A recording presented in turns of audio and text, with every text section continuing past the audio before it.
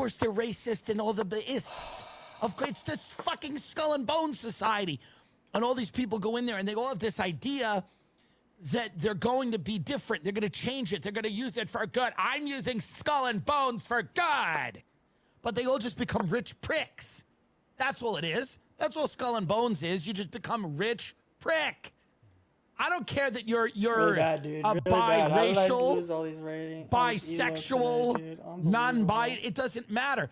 You'll be all of those things in addition to being a rich prick. I don't know how I'm like... Who's trying to get ahead based on the fact that you know other rich pricks is what it is. I get it, but... And I'm not saying, I'm not even hating on that. There's just such an insane... Instead of just scrapping it, just scrap it. Just get rid of it. If you really don't like it, don't be in it. Say no. When they tap you, go, no, not for me. Really do that? I'm going to do it on my own. But none of these scumbags want to do it on their own.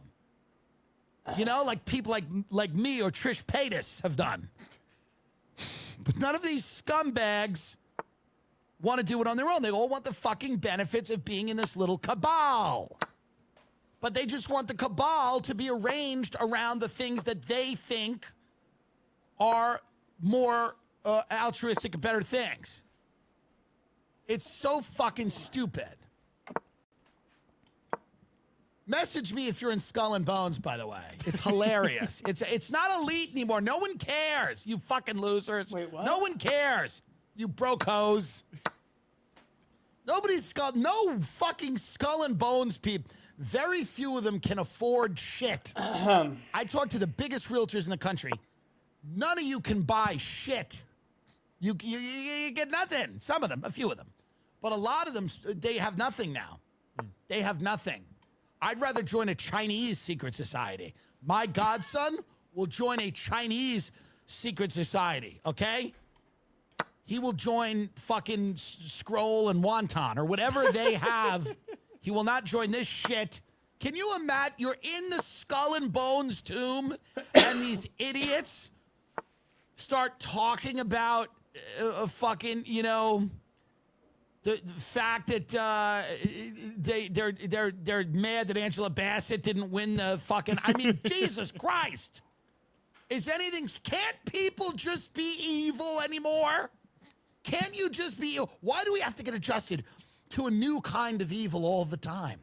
Can't we just know what evil is and regard it when we see it and know how to avoid it or mitigate its effects? What is evil? Why is it so goddamn good at morphing all the time? All these sociopathic personality types constantly are rebranding themselves, so it's very hard to know what fucking evil is.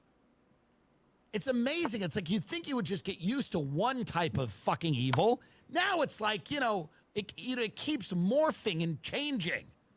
The Skull and Bones equity. Let's look at this. Some of this article did make me laugh.